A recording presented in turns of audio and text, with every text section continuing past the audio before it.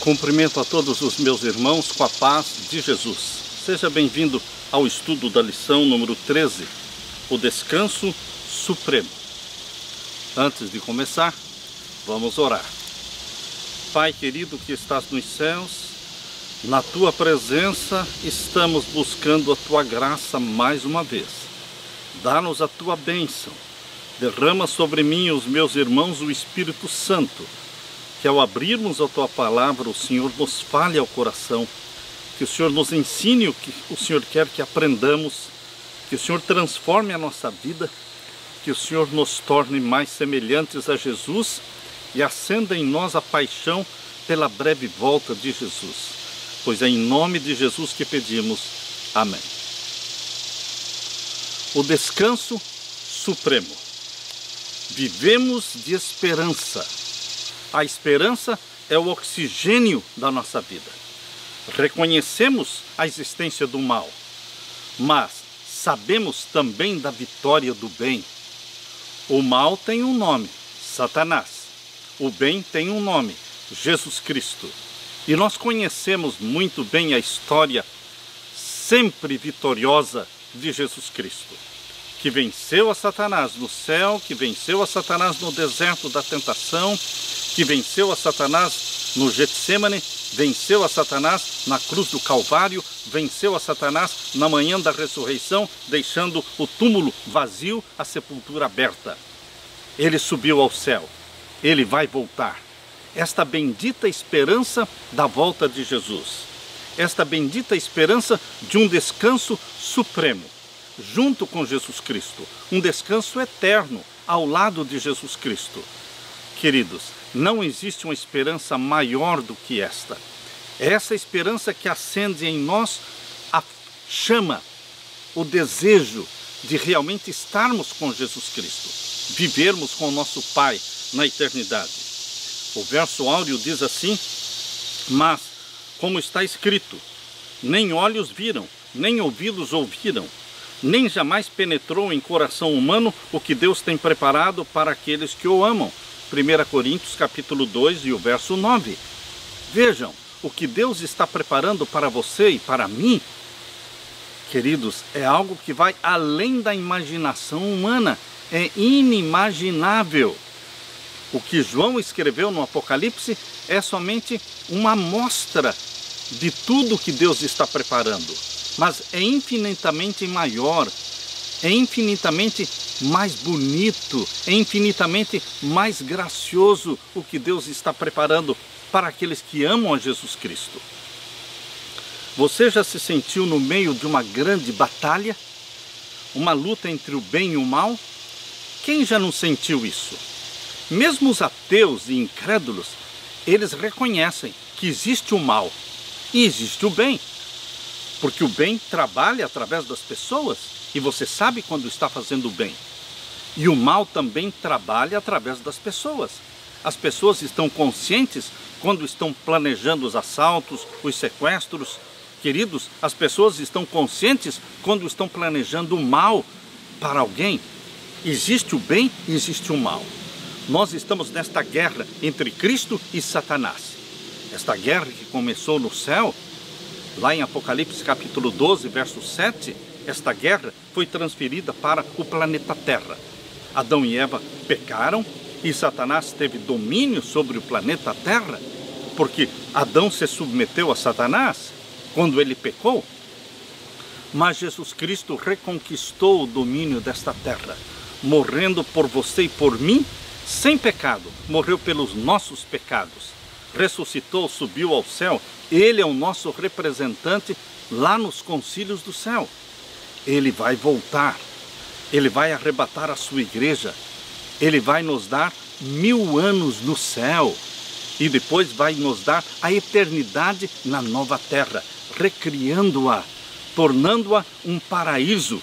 Queridos, é isto que Deus está preparando para você e para mim. E nesta semana, o nosso estudo está concentrado nesta bendita esperança do descanso eterno ao lado de Jesus Cristo, que se chama, o descanso eterno se chama novo céu e nova terra. Eu anseio por isso. Deus quer acender em você esta bendita esperança, para que você não perca o foco em meio ao mal desta terra, em meio aos sofrimentos desta terra, que não desanimemos, que não percamos o foco, porque o foco tem que ser a volta de Jesus Cristo e o arrebatamento da sua igreja, para vivermos eternamente este sonho prometido aqui em 1 Coríntios capítulo 2, verso 9. Alegre-se, regozije-se com esta bendita esperança. Na parte de domingo, uma visão do fim. O Apocalipse, do começo ao fim, é uma visão do fim. O Apocalipse não está falando do passado, o Apocalipse está falando do futuro, dos últimos acontecimentos. Existe uma série de eventos escatológicos que ocorrerão em sua ordem sequencial, que ocorrerão em sucessão, preparando o povo de Deus para a breve volta de Jesus Cristo. Você não está perdido no meio de tantos acontecimentos na terra. Você sabe por que tudo está acontecendo. Você sabe para onde a condição política, a condição moral, a condição de saúde, você sabe para onde tudo isto está conduzindo, queridos. Nós estamos sendo conduzidos para um momento, um desfecho final. Jesus chama isso de angústia qual nunca houve. Mas Ele, Jesus, estará com você. Você não estará atravessando sozinho o período da grande angústia. Jesus está ao nosso lado. Ele nos protege. Ele nos dá a nossa água. Ele nos dá o nosso pão. Esta visão apocalíptica, o foco do Apocalipse é o tempo do fim. O discípulo João, sobrevivente mais idoso que tinha estado com Jesus, estava agora exilado na rochosa ilha de Patmos, longe de tudo o que ele estimava. O que deve ter passado na mente de João enquanto ele se encontrava preso naquela ilha deserta? Será que ele se sentiu abandonado? Não, porque Jesus estava ali com ele. Jesus apareceu para ele. É isso que Apocalipse capítulo 1, abra sua Bíblia, Apocalipse capítulo 1 e o verso 9 menciona. Jesus não abandonou seu discípulo, Jesus não abandona os seus discípulos. Jesus não abandona os seus seguidores. Jesus está tão presente com você, meu irmão, como esteve presente com João na ilha de Patmos. Por isso, alegre-se, regozije-se. Ele não nos abandona, não nos esquece, nem um minuto sequer. Aqui nós lemos em Apocalipse capítulo 1 e o verso 9 em diante. Eu, João, que também sou vosso irmão e companheiro na aflição e no reino e paciência de Jesus Cristo, estava na ilha chamada Patmos, por causa da palavra de Deus e pelo testemunho de Jesus Cristo. Eu e a minha esposa já fomos à ilha de Patmos, uma ilha cheia de casinhas brancas, todas brancas. Queridos, no tempo em que João esteve na ilha de Patmos, não havia casa nenhuma, não havia nenhum prédio, somente rocha. Era uma colônia penal dos romanos para que o preso morresse ali. Não havia conforto, mas existem cavernas ali, naquela ilha rochosa. E foi numa destas cavernas que João, quando estava abrigado ali, por causa do testemunho de Jesus Cristo. Queridos, Jesus apareceu para ele num dia de sábado. Aqui diz que Jesus apareceu para ele no dia do Senhor. O dia do Senhor não é o domingo, não é o primeiro dia da semana.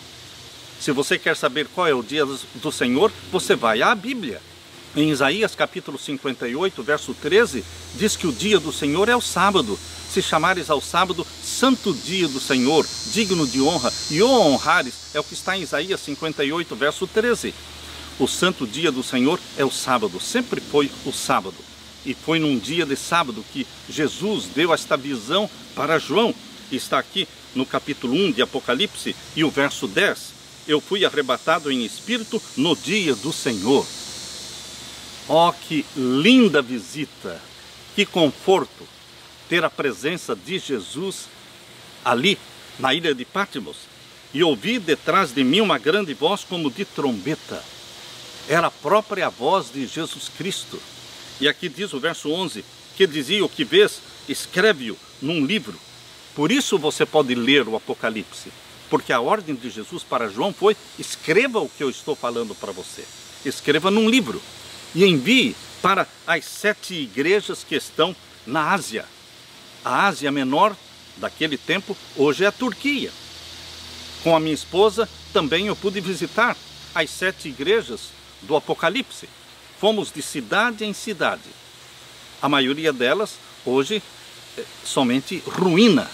Mas, queridos, que grata alegria, que conforto no meu coração quando visitei a cidade de Éfeso, a cidade de Esmirna. Éfeso são ruínas, Esmirna é uma cidade populosa ainda hoje. Visitamos a cidade de Pérgamo, Tiatira, Sardo, Filadélfia, Laodiceia. Deus pediu que João escrevesse para as 7 igrejas que existiam nestas 7 cidades. Por que Deus escolheu 7? Porque 7 é o número dos ciclos proféticos do Apocalipse. São 7 igrejas, 7 selos, 7 trombetas, 7 pragas. E Deus escolheu a dedo quais seriam as 7 igrejas, as 7 cidades que ele escolheria ali na Ásia Menor, que hoje é a Turquia. Deus escolheu Éfeso, que quer dizer desejável. Deus escolheu Esmirna, que vem da palavra mirra, que quando mirra é esmagada, exala um perfume. Foi tempo de perseguição. Deus escolheu Pérgamo, quer dizer exaltação. Deus escolheu Tiatira, que quer dizer sacrifício de contrição. Deus escolheu Sardo, que quer dizer cântico de alegria. Filadélfia, quer dizer amor fraternal. Laodiceia, que quer dizer povo do juízo. Deus contou a história do cristianismo nas 7 igrejas. Cada igreja representa a era do cristianismo, desde que foi fundado no período de Éfeso, no ano 31. A história do cristianismo está sendo contada através destas eras, destas 7 igrejas. E hoje nós estamos na última igreja, Laodiceia, povo do juízo. Nós estamos vivendo o grande dia do juízo, que começou em 1844, quando começou o período de Laodiceia. Foi ali que iniciou o juízo, e Jesus Cristo recebeu da mão do Pai o livro selado com 7 selos, entrou no Santíssimo, recebeu da mão do Pai, Apocalipse capítulo 5, verso 7, recebeu o livro, e então começou a abrir, capítulo 6, capítulo 7, 8 de Apocalipse, ele vai abrindo e selando o seu povo. 7 selos são 7 fases de selamento. Selo não é história da igreja. Selo é selamento do povo de Deus. O selamento começou pelos mortos em 1844. O selamento vai passar para os vivos, tão logo a lei dominical seja aprovada. O selo do Deus vivo será aplicado e também o sinal da besta será aplicado. É o tempo do selamento dos vivos. Queridos, aqui diz o verso 12: e virei-me para ver quem falava comigo, e virando-me, vi 7 castiçais de ouro. Era o lugar santo do santuário celestial. O santuário celestial tem o lugar santo? Sim. Tem o lugar santíssimo? Sim. Tem o pátio? Não, o pátio não está no céu. O pátio está na terra, onde o altar de holocausto, o altar de sacrifício, onde o Cordeiro de Deus foi morto no Monte do Calvário. Ali está o altar de sacrifício do santuário celestial. O pátio do santuário celestial é o planeta Terra. Jesus morreu no Monte do Calvário, o altar de sacrifício. Queridos, aqui diz no verso 13: e no meio dos 7 castiçais, um semelhante ao Filho do Homem, Jesus Cristo, andando no meio dos 7 castiçais, vestido até aos pés de um vestido comprido e cingido pelos peitos com um cinto de ouro. Apocalipse capítulo 1 mostra Jesus Cristo no lugar santo do santuário celestial. Foi por 1800 anos que Jesus Cristo trabalhou como nosso advogado, intercessor, sacerdote no lugar santo do santuário celestial. O período que é coberto pelas 7 igrejas. Porque as 7 igrejas começam no ano 31 e se estendem até a volta de Jesus Cristo, terminando então com o juízo celestial, quando Jesus Cristo entrou no lugar santíssimo. Por isso Laodiceia quer dizer povo do juízo. Por isso começou em 1844. Mas aqui, o capítulo 1 não está falando do juízo, não está falando do Santíssimo, está falando de Jesus no lugar santo do santuário, no meio dos 7 castiçais, verso 13.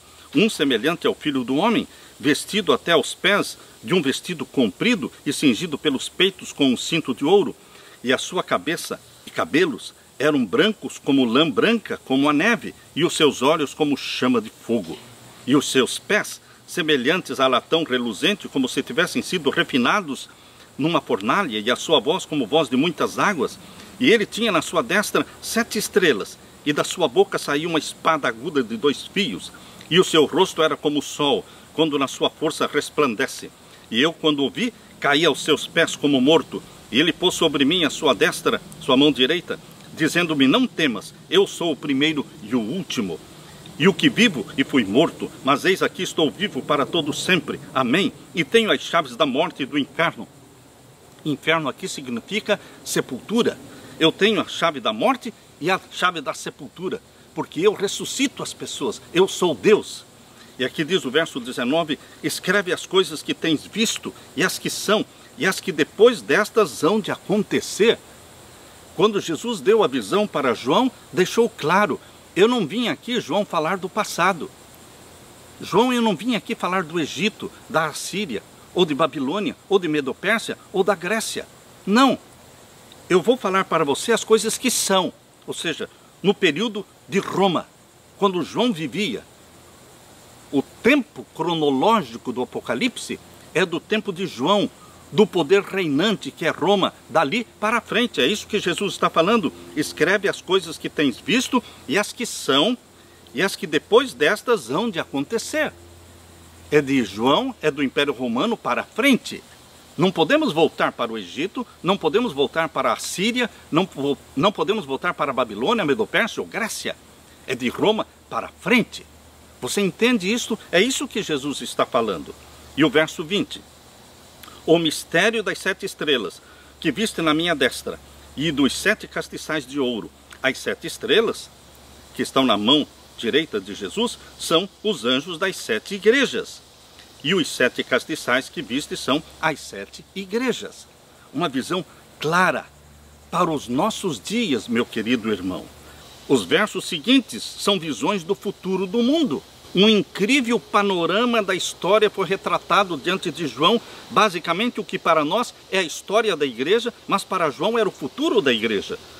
No entanto, em meio às provações e tribulações que viriam, foi mostrado a João que tudo terminaria bem, porque Jesus é o vitorioso. Por isso, João termina o seu evangelho profético aqui em Apocalipse, dizendo o quê? E vi novo céu e nova terra. Existe um fim feliz, um final feliz para aqueles que amam a Jesus Cristo. E vi um novo céu e uma nova terra, pois o primeiro céu e a primeira terra passaram e o mar já não existe. Vi também a cidade santa, a Nova Jerusalém. Queridos, no meio daquela ilha rochosa, com um sol escaldante, sem nenhum conforto, Deus mostrou para João o novo céu, a nova terra, a Nova Jerusalém, que descia do céu, da parte de Deus, preparada como uma noiva enfeitada para o seu noivo. Apocalipse 21, verso 1 e verso 2. João foi confortado com esta bendita esperança, com esta bendita visão. Você também, meu querido irmão. Por que Deus fez questão que João escrevesse? Para que não ficasse somente para João. Essa bendita esperança foi registrada neste livro sagrado, que é a revelação de Jesus Cristo. E vem trazer conforto para o seu coração, ânimo, encorajamento, porque Jesus virá, e virá muito em breve. Aleluia! Na parte de segunda-feira, a contagem regressiva. Estamos contando os dias, estamos contando os minutos para assistirmos à gloriosa volta de Jesus, a segunda vinda de Jesus Cristo. Nós podemos dizer que, fora do Apocalipse, lá nos Evangelhos, existe também um Apocalipse. Existe um Apocalipse dentro dos Evangelhos. Está exatamente em Mateus capítulo 24. Foi no Monte das Oliveiras que Jesus descreveu a história em linhas gerais ao responder às perguntas dos discípulos, eles perguntaram: diga-nos, quando estas coisas vão acontecer e que sinal haverá da sua vinda e do fim dos tempos, do fim do mundo? Isso está em Mateus 24, verso 3. O famoso sermão de Jesus, registrado em Mateus 24, abrange a linha do tempo ininterrupta histórica, desde seus dias até a segunda vinda. Jesus queria dar ao seu povo, através dos séculos, um esboço do cronograma profético do tempo do fim, de modo que as pessoas se preparassem para o evento final. Ele desejava que descansássemos em seu amor, mesmo quando tudo no mundo estivesse desmoronando. Os adventistas do sétimo dia conhecem bem a descrição de um tempo de angústia qual nunca houve. Um tempo de angústia mencionado ali em Daniel capítulo 12, verso 1. Abra sua Bíblia, aqui em Daniel capítulo 12 e o verso 1. Eis aqui a angústia qual nunca houve, mas aqui menciona que Miguel, grande príncipe, Jesus Cristo, estará com você. Ele é quem venceu a Satanás do céu, ele é o vitorioso e, queridos, ele é quem vem arrebatar a sua igreja. Miguel quer dizer aquele que é igual a Deus. Não existe nenhum anjo que é igual a Deus. É só o Filho de Deus que é igual a Deus. Por isso o nome de guerra do Filho de Deus é Miguel, que se levanta para libertar o seu povo. Daniel 12, 1. E naquele tempo se levantará Miguel, o grande príncipe, que se levanta pelos filhos do teu povo, e haverá um tempo de angústia qual nunca houve, desde que houve nação até aquele tempo. Mas naquele tempo livrar-se-á o teu povo, todo aquele que se achar inscrito no livro. O teu nome e o meu nome estão escritos no livro da vida. E Miguel, grande príncipe, se levantará para nos libertar, nos arrebatar para o céu. Mateus capítulo 24 está falando das profecias escatológicas, da condição do mundo justo antes da volta de Jesus. Abra sua Bíblia em Mateus capítulo 24 e vamos ler este capítulo profético, o Apocalipse dentro dos Evangelhos. Mateus capítulo 24, vamos ler a partir do verso 4. E Jesus respondendo disse-lhes: acautelai-vos que ninguém vos engane, porque muitos virão em meu nome dizendo eu sou o Cristo, e enganarão a muitos. E ouvireis de guerras e de rumores de guerras. Olhai, não vos assusteis, porque é mistério que isso tudo aconteça, mas ainda não é o fim. É o começo do fim. E, queridos, nós estamos vivendo no tempo do fim. Nós vamos ver guerras, mas as guerras estão anunciando que o fim está se aproximando. Verso 7. Porquanto se levantará nação contra nação e reino contra reino, e haverá fomes, pestes, terremotos em vários lugares. Fome? São milhões que morrem de fome. Pestes, epidemias, vírus. Queridos, o nosso mundo está pesteado. Ele está abarrotado de pestes, de epidemias, de pandemia. Você vai me dizer que isto não está se cumprindo? Que não são sinais do fim? São sim sinais do fim. Porque lá em Apocalipse capítulo 6, verso 9, quando fala do cavalo amarelo, diz que Satanás recebeu permissão. O cavaleiro é Satanás, ele se chama Morte e Inferno. Recebeu permissão para matar 1/4 da população da terra. Isto vai ocorrer em nossos dias. Eles vão morrer pela fome e vão morrer pela peste, pela epidemia, e também em vários lugares haverá terremotos. Mas o verso 8 diz: mas todas estas coisas são o princípio de dores. É o início da angústia das nações.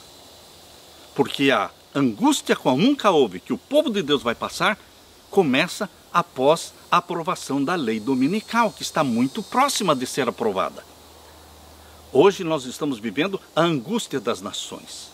Quando o povo de Deus estiver atravessando a angústia qual nunca houve, as nações também estarão em angústia, estarão também em sofrimento. Mas o povo de Deus estará sendo perseguido exatamente porque santifica o dia do Senhor, que é o sábado, e não o domingo. Preste atenção nisso. Verso 9. Então vos hão de entregar para serdes atormentados. Haverá perseguição, haverá mortes, existirão mártires de Jesus Cristo agora no tempo do fim. Isso está claro aqui e está claro também lá em Apocalipse 13. Lá em Apocalipse 13, versos 6 e 7, menciona que a besta que subiu do mar, o poder papal, batalhou contra os santos de Deus e venceu-os. Ou seja, matou alguns deles. O número dos mártires ainda não está completo. Exatamente como diz Apocalipse capítulo 6. Lá no 5º selo, que fala dos mártires, fala: o número dos mártires ainda não se completou. Vai se completar agora no tempo do fim, quando a lei dominical for aprovada. E o povo de Deus não vai poder comprar nem vender. Muitos filhos de Deus vão morrer, porque Deus vai permitir que morram como mártires para testemunho e para a conversão de milhares de outros. Mas após o fechamento da porta da graça, nenhum filho de Deus, nenhum dos santos do Altíssimo irá morrer, porque não haverá mais conversão após o fechamento da porta da graça. Por isso Deus não permite mais que existam mártires, porque eles não morreriam, seu sangue não seria semente para converter outros. Mas antes do fechamento da porta da graça, existirão mártires.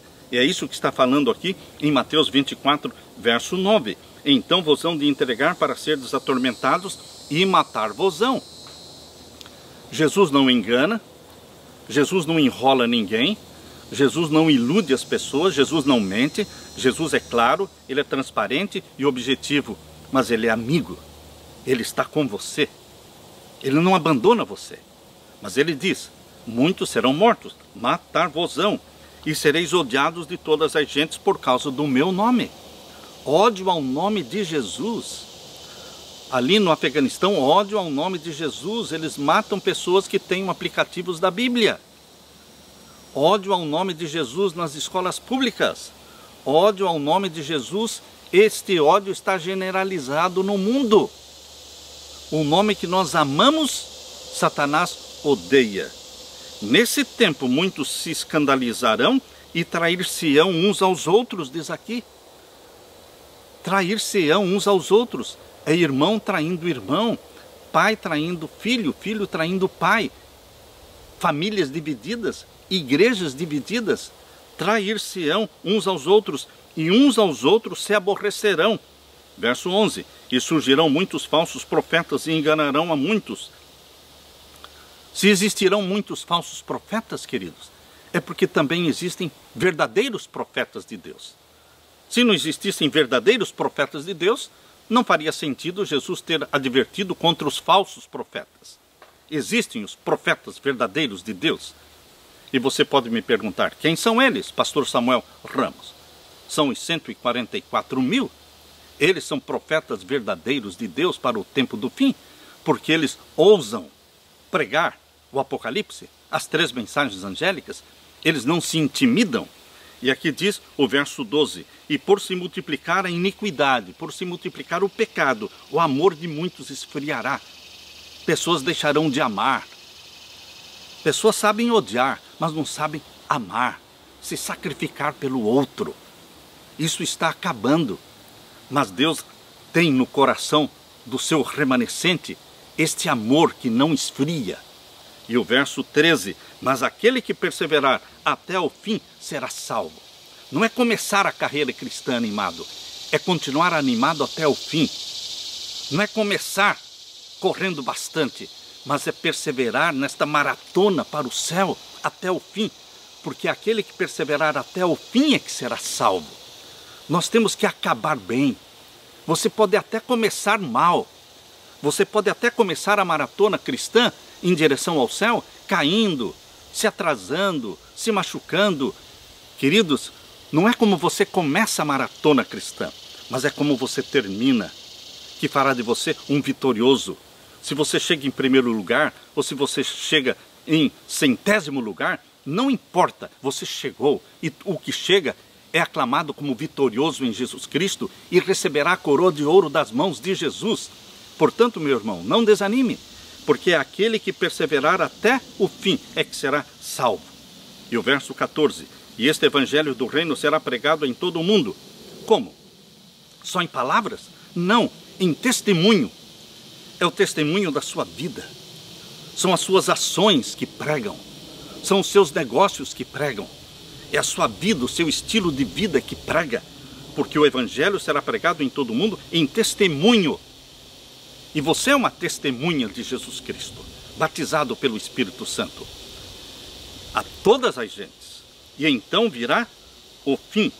Queridos, aqui em Mateus capítulo 24, olhe agora para o verso 21 em diante.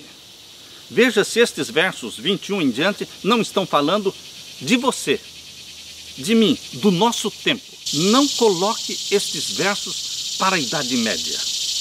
Quando você tira estes versos 21 em diante de Mateus 24 e joga para a Idade Média, você está destruindo a profecia, porque Jesus está falando do tempo do fim.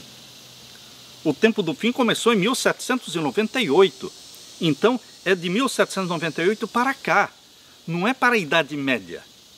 Queridos, aqui em Mateus 24, 21 fala, porque haverá então grande aflição como nunca houve desde o princípio. Está falando da grande aflição, da angústia como nunca houve, igual a de Daniel capítulo 12, verso 1. Daniel capítulo 12, verso 1 e Mateus capítulo 24, verso 21 estão falando da mesma angústia qual nunca houve. É o tempo do fim. Porque haverá então grande aflição como nunca houve desde o princípio do mundo até agora. Nem tampouco há de haver. Não houve, nem no passado, nem no presente, há uma perseguição, uma angústia como essa que haverá no tempo do fim, quando for aprovada a lei dominical. O cerco está fechando, e a lei dominical será aprovada. E o selo de Deus, o Santo Sábado, brilhará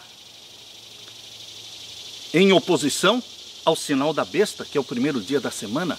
O mundo terá que fazer uma decisão ao lado do sinal da besta ou ao lado do selo do Deus vivo. E a decisão terá que ser consciente. Queridos, isto é porque o mundo será divertido. O mundo saberá o que é o sábado, quem são os pregadores do sábado, e o mundo saberá também qual é o dia do sol, qual é o dia crismado e santificado pelo papado. E o mundo terá que fazer uma decisão. Esse será um tempo de angústia qual nunca houve, que vai se intensificando e atravessa o período do fechamento da porta da graça, e essa angústia continua após o fechamento da porta da graça. Só que depois do fechamento da porta da graça, esta angústia recebe o nome de angústia de Jacó, porque não vão morrer mais. Assim como Deus protegeu Jacó para não ser morto por Esaú, assim o povo de Deus também, no tempo da angústia de Jacó, será protegido. Nenhum santo de Deus vai morrer após o fechamento da porta da graça, mas vamos passar por angústia, porque a sentença de morte, o decreto de morte, virá após o fechamento da porta da graça. Mas nenhum filho de Deus morrerá, assim como nos dias da rainha Esther, o decreto de morte foi feito contra o povo de Deus, mas nenhum morreu. Queridos, o decreto de morte é a certeza da libertação que Jesus nos traz. Pense um pouco. Quando sair o decreto de morte contra o povo de Deus, isto não traz desânimo para o povo de Deus, mas é a certeza de que a palavra profética está se cumprindo exatamente como nós estávamos esperando que se cumprisse. E Jesus libertará o seu povo. Cristo se manifesta para libertar o seu povo exatamente no dia marcado para matar os santos do Altíssimo. Este é o Armagedon de Apocalipse capítulo 16, que Cristo se manifesta para libertar o seu povo do dia do decreto de morte.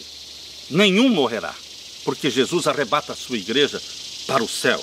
Por isso diz aqui, queridos, Mateus 24 e o verso 22.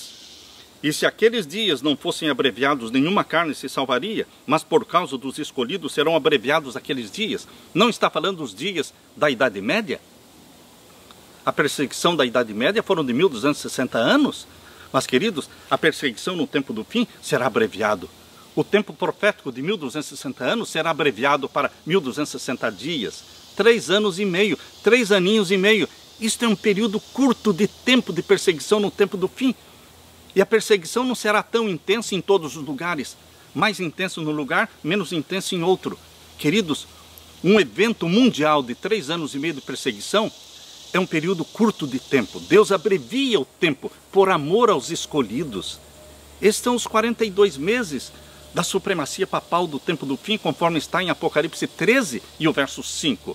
Queridos, Jesus está falando aqui do tempo do fim, não da Idade Média. Apocalipse 13, o contexto todo de Apocalipse 13 é o tempo do fim, é o tempo da cura da ferida mortal para frente. Não está falando da Idade Média. Queridos, Satanás quer desviar a nossa mente deste tempo do fim para o passado. Mas o Apocalipse está falando da escatologia, dos eventos finais, do derramamento do Espírito Santo sobre você agora. Por isso Jesus está dizendo, Mateus 24, 22, e se aqueles dias não fossem abreviados, que dias? Angústia qual nunca houve. Está claro que é o tempo do fim. Nenhuma carne se salvaria, mas por causa dos escolhidos, por sua causa, porque Jesus ama você. Ele abrevia o tempo. O tempo profético ele transforma em tempo literal. Então, meus queridos, depois de 1844, nós não temos mais profecia de tempo profético. Todas as profecias de tempo após 1844 são de tempo literal. Assim como Apocalipse 20 fala de 1000 anos, mas não são 1000 anos proféticos, são 1000 anos literais. Os 5 meses da quinta trombeta não são proféticos, são literais. Os 42 meses de Apocalipse 13, verso 5, não são proféticos, são literais. Se você quiser aplicar esta profecia para tempo profético, seria uma aplicação secundária, porque a aplicação primária é que está dentro do contexto, é a mais importante. Entenda, meu querido irmão, que Jesus está dando uma mensagem aqui para você e para mim, para o tempo do fim. Verso 23. Então, se alguém disser, eis que o Cristo está aqui ou ali, não lhes deis crédito. Você tem dúvida de que Jesus está falando do tempo do fim? A manifestação do falso Cristo é agora no tempo do fim, não foi na Idade Média? Verso 24, porque surgirão falsos cristos e falsos profetas, e farão tão grandes sinais e prodígios, que se possível fosse, enganariam até os escolhidos. Louvado seja Deus, porque não é possível. Quando Jesus falou, se possível fosse, é porque não é possível. E porque não é possível enganar os escolhidos? Porque Satanás vai personificar Cristo após o fechamento da porta da graça. Quando os filhos de Deus não mais pecam, não mais morrem. Aleluia! Por isso Jesus disse, se fosse possível, enganariam até os escolhidos, mas não é possível. Aleluia! Antes do fechamento da porta da graça, você foi selado pelo selo do Deus vivo, você foi batizado pela chuva serôdia do Espírito Santo, o caráter de Cristo foi implantado em você. E agora, meus queridos, após o fechamento da porta da graça, o Espírito Santo se retirou da terra, se retirou dos ímpios, mas não se retirou do povo de Deus. Ele está concentrado, o poder do Espírito Santo está concentrado no povo de Deus, nos santos do Altíssimo, que vivem à vista de um Deus santo, sem pecar. Mas como, pastor, vamos viver à vista de um Deus santo sem pecar? Queridos, não é só após o fechamento da porta da graça que nós estamos vivendo à vista de um Deus santo sem pecar. Antes do fechamento da porta da graça, nós já tomamos a decisão de viver à vista de um Deus santo sem pecar. Como sem pecar? Sem pecar pecados conhecidos, sem pecar pecados conscientes. Você não precisa, eu não preciso continuar pecando pecados conhecidos voluntariamente, quando o Espírito Santo já nos convenceu deles. Então esta decisão, meus queridos, de viver sem pecar, pecados conhecidos, pecados conscientes, embora tenhamos ainda a natureza pecaminosa, essa decisão é uma decisão que tem que acontecer antes do fechamento da porta da graça. É sobre estes que o selo do Deus vivo será colocado. São estes que serão batizados pela chuva do Espírito Santo, a chuva serôdia do Espírito Santo. São estes que, após o fechamento da porta da graça, vão continuar vivendo sem pecados conhecidos, mas ainda com a natureza pecaminosa, porque o nosso corpo ainda será mortal. O nosso corpo só se tornará imortal na segunda vinda de Jesus, quando o mortal será revestido da imortalidade e o corrupto será revestido da incorruptibilidade. Entendam, queridos, que ter um corpo mortal, uma natureza pecaminosa, não significa que eu sou obrigado a pecar. Só conta pecados conscientes, pecados inconscientes, pecados por ignorância. Eles não são imputados, Deus não cobra isso de você. Mas depois que o Espírito Santo mostra para você o que é pecado, depois que o Espírito Santo convence você do pecado, conforme diz João capítulo 16, verso 8, é ele que convence do pecado, da justiça e do juízo. Então Deus cobra, porque ele mostrou o que é pecado e ele quer que você rompa com o pecado. E o Espírito Santo dá poder para você romper com o pecado. Ele não quer que você continue desculpando o pecado, derrotado pelo pecado. Não, tem que quebrar o domínio de Satanás sobre você. Como? Decidindo não mais viver na prática de pecados conhecidos, voluntários, planejados. Isso ofende a Deus. Mas, queridos, o Espírito Santo nos capacita. O Espírito Santo nos dá a mente de Jesus. Aqui em Mateus capítulo 24 e o verso 25 em diante. Eis que eu vou-lo tenho predito, portanto, se vos disserem, eis que ele está no deserto, não saiais. Eis que ele está no interior da casa, não acrediteis, porque assim como o relâmpago sai do oriente e se mostra até ao ocidente, assim será também a vinda do Filho do Homem. Todo o contexto aqui do verso 21 em diante é o tempo do fim. Capítulo 24, verso 29 é o tempo do fim. Logo depois desta aflição, como nunca houve, a tendência é jogar esta aflição do verso 29 para a Idade Média. Mas Jesus Cristo está falando da sua segunda vinda. Este é um evento escatológico. E logo depois da aflição daqueles dias, o sol escurecerá. Queridos, o sol escureceu em 1780, mas vai escurecer agora, justamente no tempo em que o decreto dominical estiver para ser aprovado, o sol vai escurecer, a lua não dará sua luz, haverá um grande tremor de terra, ilhas e montes se movendo dos seus lugares, a grande chuva de estrelas. Isso aconteceu, mas vai acontecer justo agora no início do juízo dos vivos. Apocalipse 6, verso 12 em diante está falando do juízo dos vivos. Apocalipse capítulo 6, verso 12 até o final do capítulo 7 está falando do juízo dos vivos, o selamento do povo de Deus no tempo do fim, dos vivos. Por isso, isto vai acontecer, sacudindo o mundo, mostrando que chegou a hora. É hora dos filhos e filhas de Deus que estão em Babilônia saírem de Babilônia. Este é o sinal. Todos serão tocados, movidos com estes sinais grandes e majestosos. Grande tremor de terra, escurecimento do sol, da lua, queda das estrelas, ilhas se movendo dos seus lugares. Queridos, não é 100 ou 200 anos atrás, mas são sinais agora da segunda vinda iminente de Jesus. Estão entendendo? O verso 30 confirma isso, porque o verso 30 é continuação do verso 29. Logo que estes sinais aparecerem no céu, o que vai acontecer? Então aparecerá no céu o sinal do Filho do Homem. Não é 200 anos depois. Queridos, as pessoas confundem os sinais no sol, na lua, nas estrelas, que anunciaram a chegada do juízo dos mortos em 1844, eles confundem isso com os sinais da segunda vinda de Jesus. Todos estavam esperando a segunda vinda de Jesus lá em 1844, mas este foi o engano. Não era a volta de Jesus, era o início do juízo dos mortos. Por isso aqueles sinais estavam preparando o mundo para a chegada do juízo dos mortos. Mas agora, queridos, estes sinais anunciam a chegada do juízo dos vivos e logo em seguida a segunda vinda de Jesus.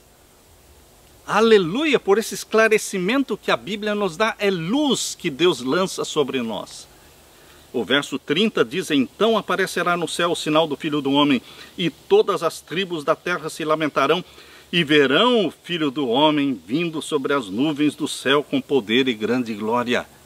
Não existe segunda vinda de Jesus em segredo, em oculto. Não existe arrebatamento secreto. A sua igreja, a igreja de Jesus é arrebatada, sim, mas não em segredo. Não é invisível.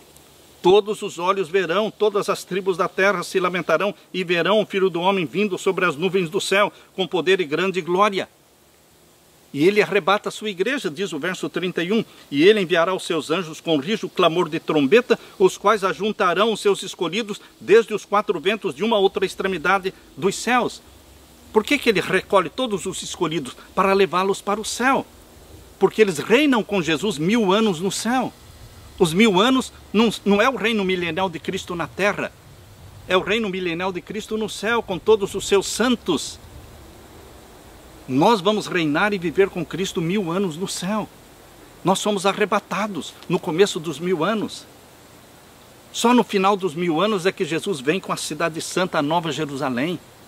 Queridos, esta é a bendita promessa de Jesus Cristo, aqui em Mateus capítulo 24. Aqui está a contagem regressiva. Vá contando os dias, vá contando os minutos, queridos, para a segunda vinda de Jesus. Fique com os olhos no céu. Só os nossos pés estão na terra, porque a nossa cabeça inteira está no céu. É lá que está o nosso Senhor. É lá no céu que os nossos sonhos se concentram. E é de lá que virá a nossa salvação. Aleluia! Na parte de terça-feira, ordens para marchar. Enquanto Jesus não volta, enquanto estamos vivendo estes últimos dias da história da terra, não é para você ficar passeando pela terra, não é para você ficar de braços cruzados. A ordem de Jesus Cristo é: ide e pregai o Evangelho, ensinando-os a guardar todas as coisas. Queridos, nós temos que trabalhar. Nós temos uma missão dada por Jesus Cristo. A Igreja Adventista do Sétimo Dia é um movimento profético. É mais do que uma igreja, é um movimento profético que nasceu com a missão profética. E a mensagem profética, o sermão profético escrito por Jesus, foi Jesus quem escreveu. Geralmente as pessoas, os pregadores, não gostam de pregar um sermão que outro escreveu. Cada um quer escrever o seu próprio sermão. Mas o sermão que os 144.000, lá em Apocalipse capítulo 14, o sermão que eles pregam, não foi escrito por eles, foi escrito por Jesus. Ele escreveu o sermão das 3 mensagens angélicas, o sermão dos 3 anjos. Você goste ou não goste. Você pode achar que esta mensagem dos 3 anjos é dura demais e cria divisão e separações. Queridos, não é o que você gosta, é o que Jesus quer que você pregue. Ele nos deu esse sermão. Apocalipse capítulo 14, verso 6 ao verso 12. Ali está o sermão. 3 mensagens duras, sim, mas são os últimos 3 apelos de Deus para a humanidade. E Deus escolheu você para pregar estas 3 mensagens angélicas. Abra sua Bíblia em Apocalipse capítulo 14. Apocalipse capítulo 14, você vai iniciar o verso 1, vendo o grupo escolhido por Deus que irá pregar as 3 mensagens angélicas. Esse grupo não é formado por toda a igreja adventista está composta por mais de 22, 23 milhões de membros. Mas não são todos que vão pregar. Não é a maioria que vai pregar. É uma minoria de 144.000. Esses 144.000 não estão bebendo vinho de Babilônia. A grande maioria está se curvando diante desta agenda global da ONU. Deus está dizendo para você não se curvar, não se dobrar. Queridos, a imagem de ouro levantada por Nabucodonosor, que exigia a adoração de todos, 3 jovens hebreus não se curvaram. Hoje, outra imagem de ouro está se levantando diante do mundo, está exigindo adoração, submissão. Queridos, Deus tem um grupo na terra de 144.000 de remanescentes que vão pregar as 3 mensagens angélicas. E Jesus preparou o sermão para eles. E eles vão apelar para a grande multidão que está em Babilônia. O povo meu que está em Babilônia. Sai dela, povo meu. Eles vão sair e vão se unir aos que guardam os mandamentos de Deus, têm a fé de Jesus. Esta grande conversão será resultado da pregação das 3 mensagens angélicas. Mas, queridos, não são todos que vão pregar as 3 mensagens angélicas porque não têm coragem. Estão compromissados com a agenda global da ONU. É globalização. A Organização Mundial da Saúde está junto com a ONU dominando o mundo. O Fórum Econômico Mundial está realmente preparando o mundo para esta nova ordem mundial. Queridos, vai chegar um tempo de angústia. O grande reset do Fórum Econômico Mundial. O lema deles é: você não tem nada, mas é feliz. Ora, queridos, eles vão deixar todo mundo sem nada. e vão achar que todo mundo vai estar feliz. Eu pergunto, se ninguém tem nada, quem é que tem? Quem é que tem todas as coisas? Onde vai se concentrar a riqueza e o ouro do mundo todo? Se o lema do Fórum Econômico Mundial é "você não tem nada, mas é feliz". Queridos, existe uma elite que vai governar o mundo, e acima desta elite estará o poder papal. E o resto do mundo todo submisso. Submisso, como escravos, como servos, sem liberdade de pensamento, sem liberdade religiosa, sem liberdade de imprensa. Mas existem 144 mil que não se dobram.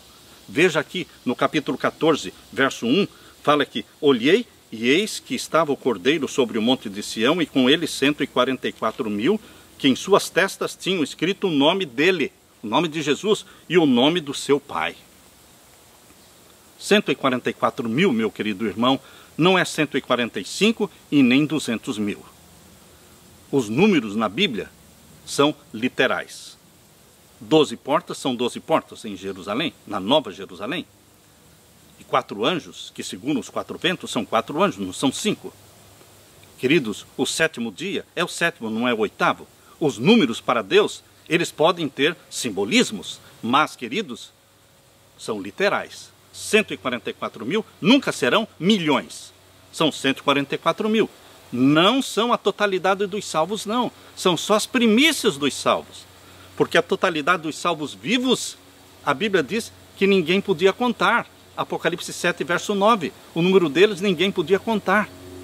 É uma multidão que vem de Babilônia. De sinceros filhos e filhas de Deus, que vão se unir aos que guardam os mandamentos de Deus. Veja, pois, a mensagem que Jesus preparou para ser pregada. A primeira mensagem angélica está em Apocalipse 14, verso 6 em diante. E vi outro anjo voar pelo meio do céu, e tinha o evangelho eterno para o proclamar aos que habitam sobre a terra e toda a nação, em língua e tribo e povo. É uma mensagem, uma pregação mundial que vai alcançar toda a extensão da terra. E qual é essa mensagem? Verso 7. Dizendo com grande voz, temei a Deus e dai-lhe glória. Tema a Deus. Não é para você temer a Organização Mundial da Saúde, não é para você temer o papado, não é para você temer nada. Você teme a Deus. Quem teme a Deus não teme nada mais. Tema a Deus e dê glória a Ele, porque vinda é a hora do seu juízo. Essa mensagem começou a ser pregada em 1844, quando começou o juízo celestial, em 1844, exatamente no final dos 2.300 anos.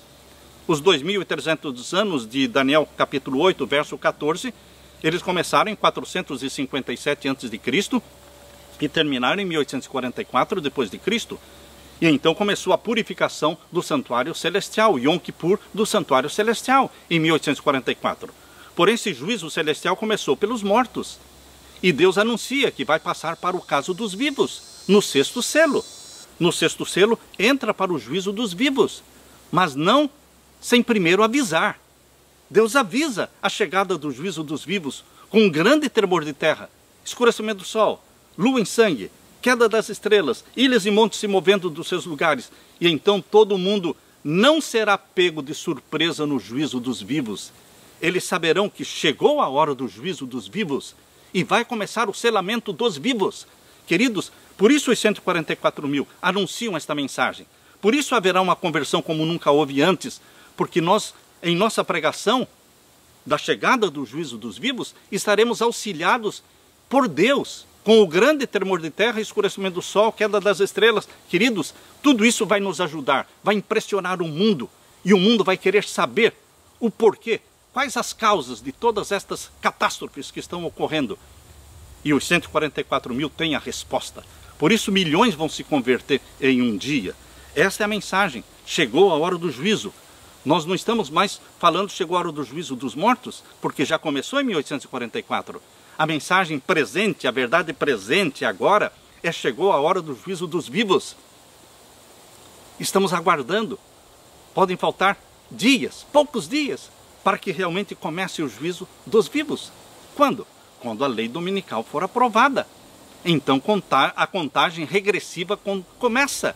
A contagem regressiva começa para o fechamento da porta da graça. Queridos, temos que pregar esta mensagem. É tempo de fazer mudanças na nossa vida e de confessar os nossos pecados. Temei a Deus e dai-lhe glória, porque vinda é a hora do seu juízo, e adorai aquele que fez o céu, a terra, o mar e as fontes das águas. É um chamado mundial para adorar o Deus Criador dos céus e da terra, guardando o sábado. Por que quando você guarda o sábado, você está honrando o Criador dos céus e da terra? Porque lá em Gênesis capítulo 1 diz que Deus criou o mundo em 6 dias e no 7º dia abençoou, descansou e santificou.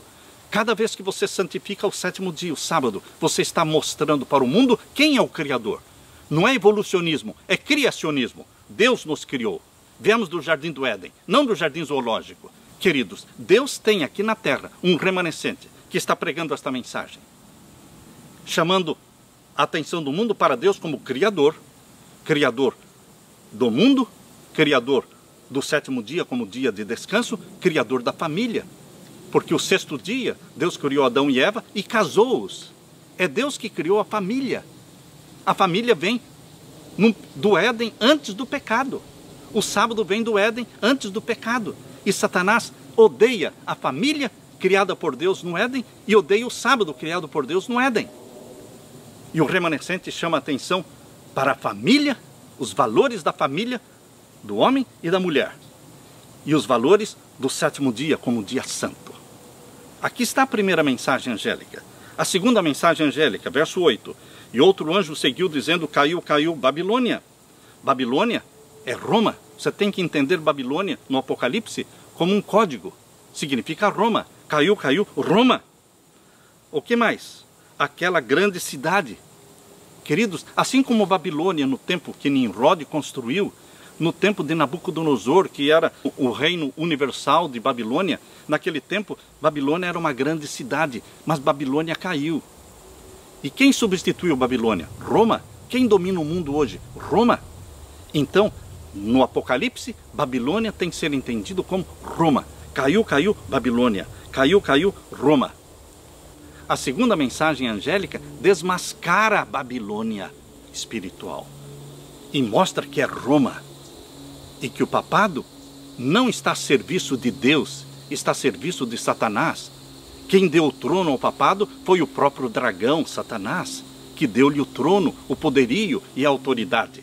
Por isso, a segunda mensagem angélica vai diretamente desmascarando Roma e o papado. Caiu, caiu, Babilônia, que a todas as nações deu a beber do vinho da ira da sua prostituição. Esta agenda global, esta agenda da ONU, esta agenda da Organização Mundial da Saúde, queridos, esta agenda é vinho de Babilônia, que deu a beber a todas as nações o vinho da ira da sua prostituição. E agora a terceira mensagem angélica. Verso 9, e seguiu-os o terceiro anjo, dizendo com grande voz, se alguém adorar a besta e a sua imagem, e receber o sinal na sua testa ou na sua mão. A besta que subiu do mar, o papado, de Apocalipse 13. A besta que subiu da terra é a imagem da besta. É o falso protestantismo representado pelos Estados Unidos da América do Norte. Esses dois poderes, de Apocalipse 13, se unem para o domínio mundial. Por isso aqui a terceira mensagem angélica adverte contra a submissão à primeira besta e à sua imagem, ou seja, ao papado e aos Estados Unidos, porque o decreto dominical vai ser aprovado aqui nos Estados Unidos e vai se espalhar por toda a terra. E seguiu-se o terceiro anjo dizendo com grande voz, se alguém adorar a besta e a sua imagem, ou seja, o poder papal e o poder dos Estados Unidos da América do Norte, e receber o sinal na sua testa ou na sua mão, também o tal beberá do vinho da ira de Deus, que se deitou, não misturado no cálice da sua ira, e será atormentado com fogo e enxofre diante dos santos anjos e diante do Cordeiro. Está muito clara esta mensagem. Você não se submete ao sinal da besta. Você não se submete ao domingo verde. Mesmo que todos estejam promovendo o domingo verde, você tem que promover o sábado, o dia do Senhor. É o dia da família? É o dia de adoração a Deus? É o dia do não comprar e não vender? Queridos, é o sábado e não o domingo. Mas o poder papal estabeleceu o domingo no lugar do sábado. E o mundo todo aceitou. As igrejas protestantes aceitaram. Quando as igrejas protestantes aceitaram o primeiro dia da semana como um dia santo no lugar do sábado, elas se tornaram filhas de Babilônia, porque estão obedecendo os mandamentos da mãe, da igreja mãe, que é Roma. Não estão obedecendo os mandamentos de Deus conforme estão na Bíblia, em Êxodo capítulo 20. Está clara a mensagem angélica. São 3 mensagens pesadas, dadas por Jesus Cristo para que os 144 mil preguem. E aqui identifica, queridos, aqui no capítulo 14, verso 12, identifica quem são estes 144 mil. Quem são estes remanescentes de Deus que pregam esta mensagem para a conversão da grande multidão? Aqui diz o verso 12, aqui está a paciência dos santos. Aqui estão os que guardam os mandamentos de Deus e a fé de Jesus. Aleluia! O desafio de Deus para você é que você se torne parte deste time de pregadores das 3 mensagens angélicas. Aleluia! Na parte de quarta-feira, descanse em paz. Você ouve esta expressão, descanse em paz, quando as pessoas morrem. Quando as pessoas morrem, geralmente nós ouvimos eles dizerem que descanse em paz. Queridos, se a pessoa quando morre fosse para o purgatório, ou quando a pessoa quando morre fosse para o inferno, ou a pessoa quando morre fosse para o céu, e de lá ficasse vendo tudo o que está acontecendo na terra, e os problemas dos seus filhos, da sua esposa, dos problemas que estão acontecendo com a sua família, ele poderia estar em paz? Não. Quando a expressão descanse em paz é dita, se refere que a pessoa vai repousar. E é exatamente isso que a Bíblia ensina. Os que morrem descansam em paz. Tanto os ímpios como os justos, ao morrerem, estão descansando em paz. Por quê? A recompensa dos ímpios será só na ressurreição. A recompensa dos justos será só na ressurreição. Ninguém tem recompensa alguma na morte. Não é na morte que você é recompensado, indo uns para o céu, outros para o inferno, outros para o purgatório. Não, queridos, não é na morte. A recompensa é dada na ressurreição. Por isso Jesus disse que existem 2 ressurreições, a da vida eterna e a da morte e da condenação. Porque na ressurreição, os que amam a Jesus Cristo serão recompensados com a vida eterna e serão arrebatados para o céu. Não antes. E os ímpios serão ressuscitados na segunda ressurreição e receberão a recompensa da morte eterna, que não é vida eterna, é morte eterna no lago de fogo e enxofre. Eles morrem, eles se tornam cinzas e não haverá mais lembrança das coisas passadas, porque Deus cria um novo céu e uma nova terra. Queridos, em João capítulo 5, abra sua Bíblia, Evangelho de João capítulo 5. Vamos ler aqui, Evangelho de João capítulo 5 e os versos 28 e 29. Palavras de Jesus. Não vos maravilheis disto, porque vem a hora em que todos os que estão nos sepulcros ouvirão a sua voz. Quando as pessoas morrem, elas são colocadas no sepulcro e ali permanecem até a ressurreição. Na ressurreição haverá uma grande diferença, porque uns ressuscitam na primeira, outros ressuscitam na segunda ressurreição. E aqui diz o verso 29, e os que fizeram o bem sairão para a ressurreição da vida, esta é a primeira ressurreição, e os que fizeram o mal para a ressurreição da condenação. Não é na hora que você morre, não é durante o período que você está morto que você recebe a recompensa, mas é na ressurreição. Por isso existe a ressurreição da vida e a ressurreição da condenação. Em Daniel capítulo 12, verso 2 também fala isso. Daniel capítulo 12 e o verso 2. Abra sua Bíblia. Aqui nós lemos. Daniel capítulo 12 e o verso 2. E muitos dos que dormem no pó da terra ressuscitarão, uns para a vida eterna e outros para vergonha e desprezo eterno. Estão vendo? A recompensa é na ressurreição. Agora abra sua Bíblia também em Lucas capítulo 14.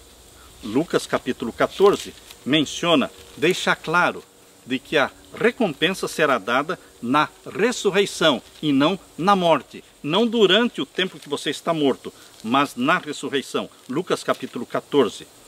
Aqui nós lemos o verso 14. Vamos ler Lucas capítulo 14, verso 12 a 14. E dizia também ao que o tinha convidado: quando deres um jantar ou uma ceia, não chames os teus amigos, nem os teus irmãos, nem os teus parentes, nem os vizinhos ricos, para que não suceda que também eles te tornem a convidar e te seja isso recompensado.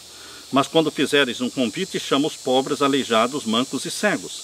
E serás bem-aventurado, porque eles não têm com o que te recompensar, mas recompensado te será na ressurreição dos justos. Você quer um verso mais claro do que este? Recompensado serás na ressurreição dos justos.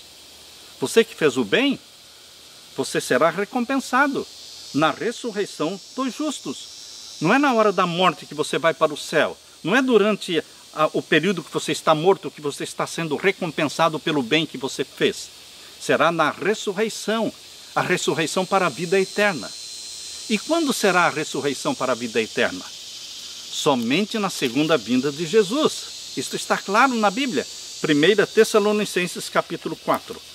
Primeira carta de Paulo aos Tessalonicenses capítulo 4 e o verso 16. Abra sua Bíblia.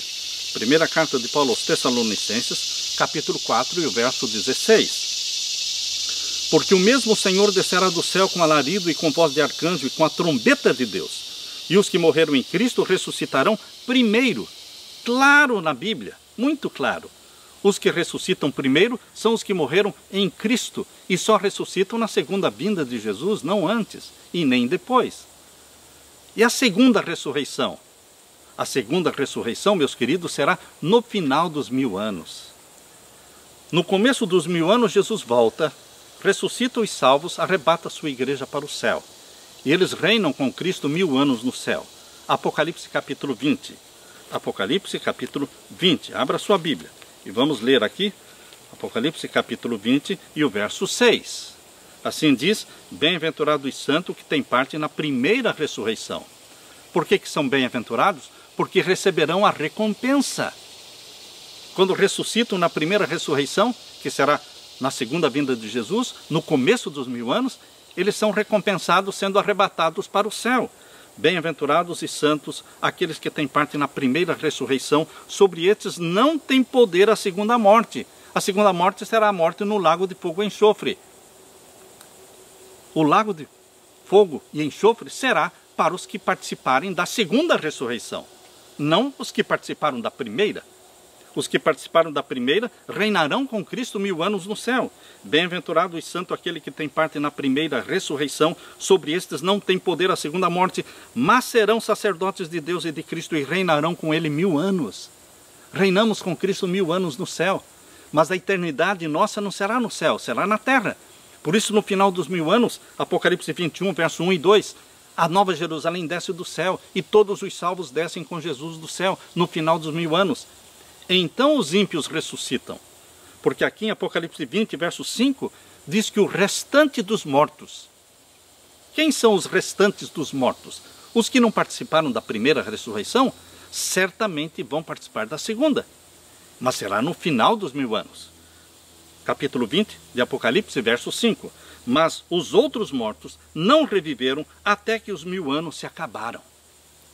Queridos, esta segunda ressurreição será para a segunda morte, no lago de fogo e enxofre. Enquanto os homens e mulheres estão mortos, sejam ímpios, sejam justos, enquanto eles estão mortos, dormindo no pó da terra, eles não têm recompensa. Eles estão descansando em paz. Os mortos não têm consciência.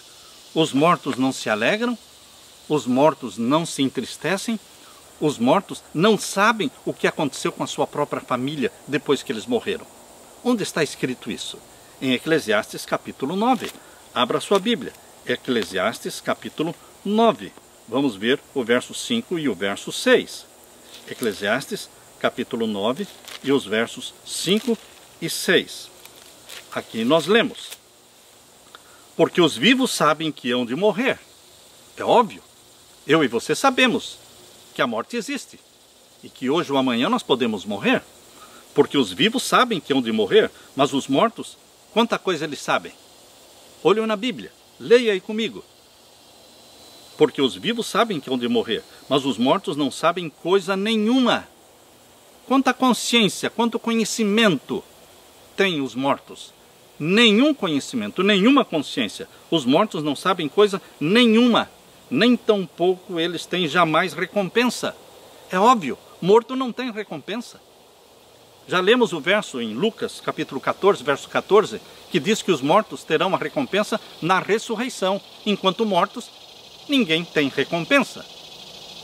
Enquanto morto, ninguém vai para o céu e também ninguém é lançado no lago de fogo e enxofre enquanto morto. A recompensa virá na ressurreição. Por isso existe a primeira ressurreição dos salvos, para serem arrebatados para o céu com Cristo, e a segunda ressurreição, no final dos 1000 anos, para serem lançados no lago de fogo e enxofre. Claro assim, queridos. Simples assim. Por isso aqui diz, porque os vivos sabem que hão de morrer, mas os mortos não sabem coisa nenhuma, nem tampouco eles têm jamais recompensa, mas a sua memória ficou entregue ao esquecimento. Até o seu amor e o seu ódio e a sua inveja já pereceram, e já não tem parte alguma neste século em coisa alguma do que se faz debaixo do sol. Os mortos, enquanto mortos, não têm parte alguma naquilo que se faz debaixo do sol. O morto não pode aconselhar ninguém. Se aparecer o seu pai, que morreu, aparecer para você, dando conselhos para você, se o seu filho, que morreu, aparece para você numa sessão espírita, ou durante a noite no seu quarto aparece lá o seu filho que morreu para conversar com você, entenda que não é o seu filho, é Satanás, é um demônio que está ali, personificando o seu filho com a mesma voz. É o enganador, é o pai da mentira. Creia na Bíblia. Não creia no espiritismo, creia na Bíblia. Enquanto você morre, no tempo em que você está morto, não existe conhecimento, nem planejamentos. Aqui diz Eclesiastes 9, verso 10. Tudo quanto tiver a mão para fazer, faze-o conforme as tuas forças, porque na sepultura, para onde tu vais, não há obra, não há indústria, não há ciência, nem sabedoria alguma. Claro assim, os mortos estão dormindo no pó da terra. Exatamente como Jesus disse de Lázaro. Vocês lembram-se? Lá em João capítulo 11, abra sua Bíblia, em João capítulo 11. Quando Jesus Cristo soube da morte de Lázaro, seu amigo, ele disse o quê? Lázaro, nosso amigo, dorme. Os mortos estão dormindo, inconscientemente, esperando a ressurreição. Queridos, Lázaro ficou dormindo 4 dias e a voz de Jesus o ressuscitou. Aqueles que estiverem dormindo há 1000 anos, ao ouvirem a voz de Jesus Cristo, na segunda vinda de Jesus, a voz de Jesus será soada, dizendo, filhos de Deus ressurjam, e eles vão ressurgir. Lázaro ressuscitou 4 dias depois de morto. Aqui diz em João capítulo 11 e o verso 11, assim falou e depois disse-lhes, Lázaro, o nosso amigo, dorme, mas vou despertá-lo do sono. O sono da morte só pode ser despertado pela voz de Jesus Cristo. Não se deixe enganar pelo espiritismo e nem pelas filosofias orientais, que mostram que existe vida após a morte. Existe vida consciente após a morte. Não acredite nisso, acredite na Bíblia, a palavra de Deus. A recompensa será na ressurreição. E a ressurreição dos salvos ocorre na segunda vinda de Jesus, justo no começo dos 1000 anos. Aleluia! Alegre-se com esta bendita esperança. Amém. Na parte de quinta-feira, alegrem-se sempre no Senhor. Queridos, antes de existir o GPS, que dificuldade para encontrar os endereços. Eu me lembro do tempo que eu imprimia todo o roteiro, de onde eu iria sair e até onde eu iria chegar. E todo aquele roteiro. E antes de existir o GPS, antes de existir também esta facilidade de imprimir o endereço, a rota, existiam os mapas. Eu comprei aqueles grandes mapas. Eu tinha que estar olhando para o mapa no meio do caminho. Que dificuldade!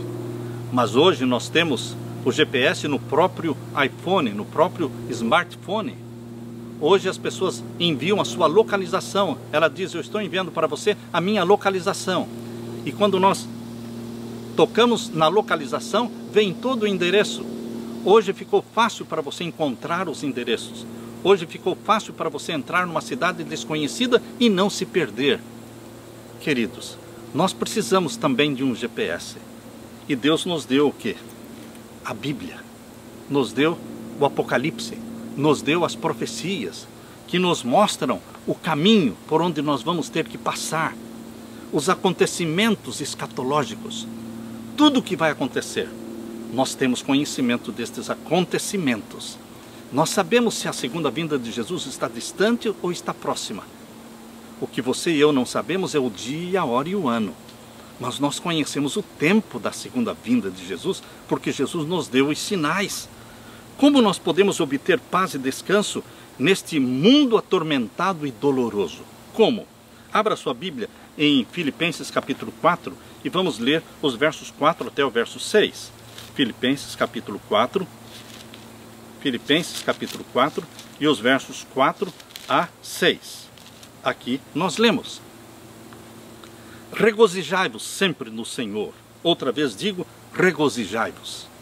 Deus quer que você viva uma vida cristã triste, em depressão, cabisbaixo, desanimado, fracassado? Não. Jesus quer ver alegria no seu rosto. E quando surgem as lágrimas nos seus olhos, Jesus as enxuga. Ele quer que você se alegre, se regozije. Por isso o conselho de Deus aqui, através de Paulo, é: regozijai-vos sempre no Senhor. Cante louvores. Quando você estiver triste, escolha 1, 2, 3, 4 hinos e vá cantando, cantando, e a sua alma vai se encher de alegria.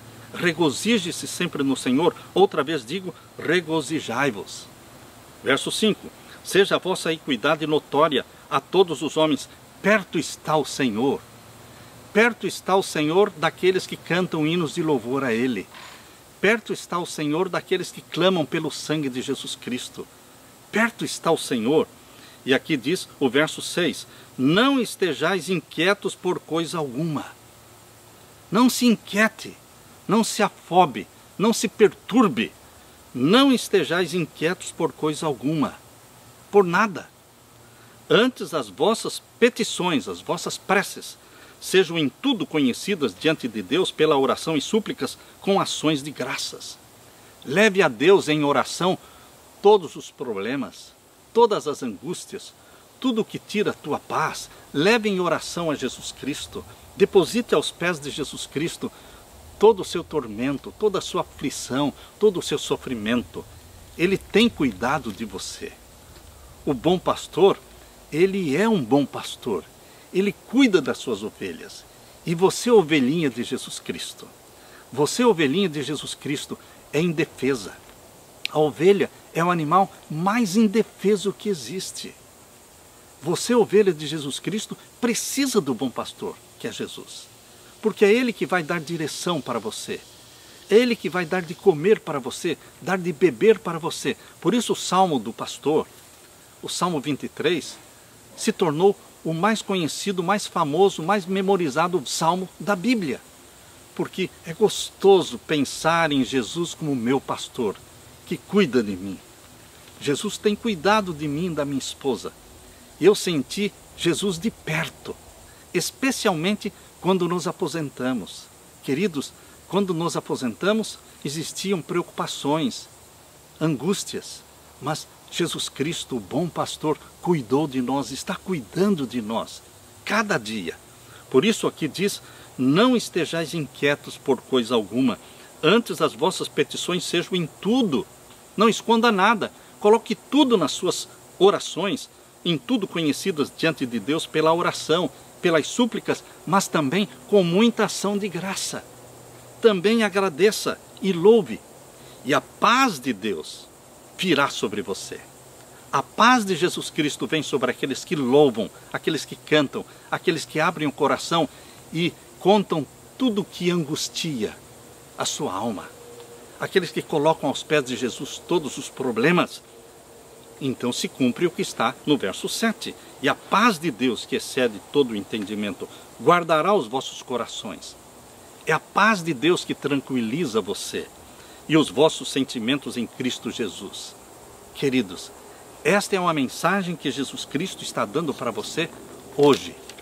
para que você tranquilize o seu coração. Existem razões para nos alegrar. O cristão tem muitos motivos para se alegrar. Quais são as razões de termos paz e descanso em Jesus Cristo? A primeira razão, meu querido irmão, é que Jesus vai voltar. Ele veio a primeira vez, nos comprou com seu sangue. Ele vai voltar nos buscar. Como ele não voltaria para nos buscar algo tão precioso que ele pagou com seu próprio sangue? Ele vai voltar a segunda vez nos buscar. Isso tranquiliza o nosso coração. A segunda razão, nós seremos transformados de mortais para imortais. Nós seremos glorificados na segunda vinda de Jesus Cristo. A terceira razão, nós seremos arrebatados para o céu. Jesus nos dá o privilégio de viver com Ele 1000 anos no céu. E depois vamos viver a eternidade com Jesus Cristo na nova terra, quando no final dos 1000 anos a nova Jerusalém descer do céu e todos os salvos com Jesus Cristo. E Ele vai ressuscitar os ímpios, e os ímpios vão ser queimados, e Deus criará uma terra nova, um paraíso. O Jardim do Éden será em toda a extensão da terra, será o Jardim do Éden. Queridos, com a presença da Nova Jerusalém, o tabernáculo de Deus com os homens, o trono de Deus com os homens, ela estará ali e nós vamos adorar a Deus para todo sempre, de sábado em sábado, conforme diz Isaías 66, versos 22, 23. Ali diz que de sábado em sábado vamos estar adorando a Deus na Nova Jerusalém. E de lua nova em lua nova, uma reunião mensal na lua nova e uma reunião semanal no sábado, por toda a eternidade. Temos razões para nos alegrar? Temos. Estamos cercados de sofrimentos? Existem razões para se aborrecer, se entristecer? Existem. Mas vamos mudar o foco. Vamos colocar o foco, queridos, na segunda vinda de Jesus. 1000 anos com Jesus no céu. Razões para você regozijar-se no Senhor. A nova terra será sua, será nossa. Bem-aventurados os mansos, porque eles herdarão a terra. Não essa terra poluída pelo pecado, mas a nova terra. Queridos, eu deixo para você estas razões para você se regozijar, para você se alegrar no Senhor. E que a sua alegria seja uma alegria eterna. Porque Jesus Cristo disse, no mundo tereis aflições sim, mas tende bom ânimo, eu venci o mundo. Aleluia! Eu deixo com você a paz de meu Jesus Cristo. Esta é a minha oração. Amém.